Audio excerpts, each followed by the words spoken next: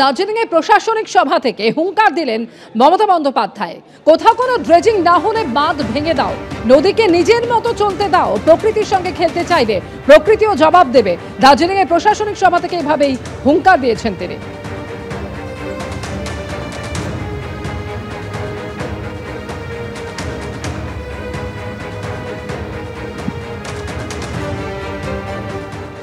Forest ডিপার্টমেন্টের তো একটা দায়িত্ব আছে। আপনারা যদি 5 কোটি গাছ গঙ্গাসাগরের ওই দিকটা বা অন্যান্য জায়গায় লাগাতে পারেন, তাহলে উত্তরবঙ্গের এই ক্ষতিগ্রস্ত জায়গাগুলো কংক্রিটের থেকেও, আমি বলছি কংক্রিটের যারা কাজ করে, হঠাৎ করে 6 মাস বাদে আবার ভেঙে যায়। আমি জলে টাকা জলে ঢালতে রাজি নই, যেটা পার্মানেন্ট সলিউশন হবে। এক তো ভুটানের জল কমাতে হবে, যেই আমাদের দায়িত্বে যাক না কেন, আমি সিএসকে বলবো, তাকে বলতে হবে আমাদের সব ভেঙে গেছে, ওদেরও আমাদের হেল্প করতে হবে।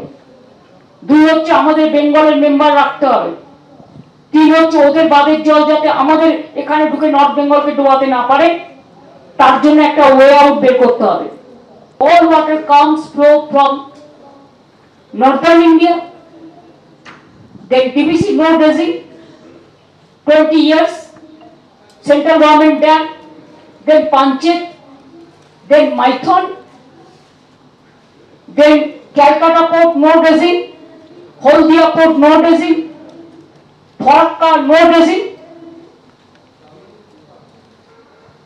and resulting in which Bengal and Bihar both suffer because of non-dredging of Farakka. Dredging যদি না করো তাহলে ড্যামের প্রয়োজন নেই, ভেঙে দাও ড্যাম, নদীকে নিজের মতো যেতে দাও, আসতে দাও। If you play with the nature will retaliate one day. And now the global calamities is going on, and you are just exploiting the nature. I am afraid of Sikkim. Anytime there may be any disaster. উনি ভুটানে গিয়ে তৃণমূলের একটা office খুলুন, ভুটানে একটা প্রাচীর তৈরি করুন।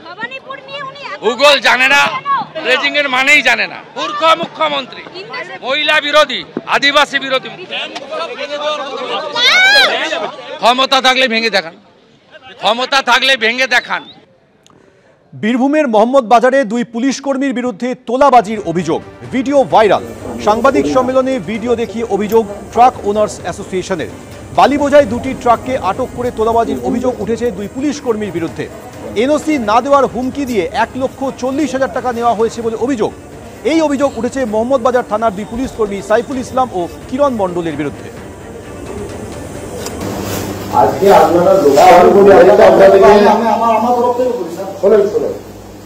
আপনারা বুঝলেন না, ওই দেখেন বসে আছে মামলা পার্টি 40-এর 1 পয়সা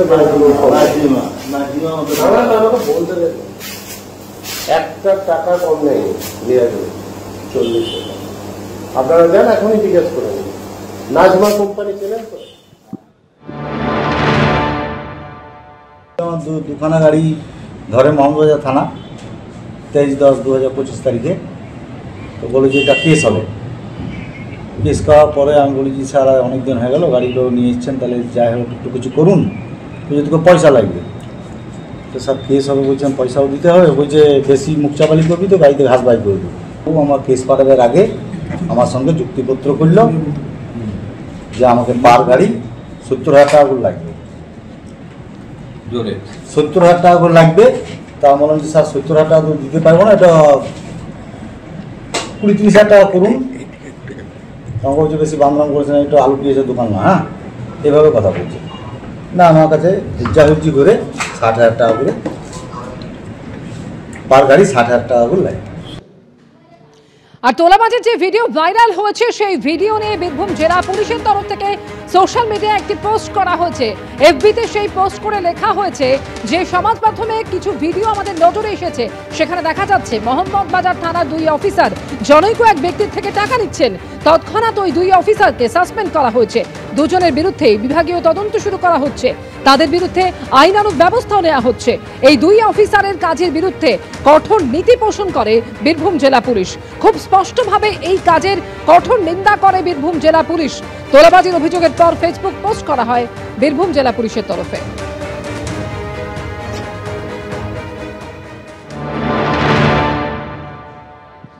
আমরা প্রিলিমিনারি ইনকোয়ারি একটা করেছি।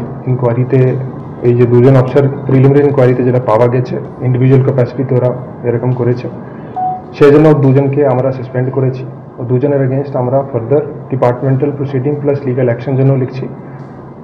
আমরা সোশ্যাল মিডিয়াতে শেয়ার করেছি, আপনাদের মাধ্যম থেকে বলতে চাই আপনার হেল্প নিয়ে কি বীরভূম পুলিশ এইসবের একদম এগেনস্ট আছে। এইসব আমরা এইসবের এই যে ঘটনা হয়েছে এটার খুব আমার বীরভূম পুলিশের পক্ষ থেকে আমি এদের এই ঘটনার নিন্দা করছি, এটা একদম উচিত না। তো যে যারা করেছে ইন্ডিভিজুয়ালি ক্যাপাসিটিতে করেছে, আমরা ইনকোয়ারি করছি, ডিটেলড ইনকোয়ারি হবে, প্রিলিমিনারি ইনকোয়ারি হয়ে গেছে, অ্যান্ড তারপরে আমাদের ডিপার্টমেন্টাল অ্যান্ড লিগাল অ্যাকশন নেওয়া হবে।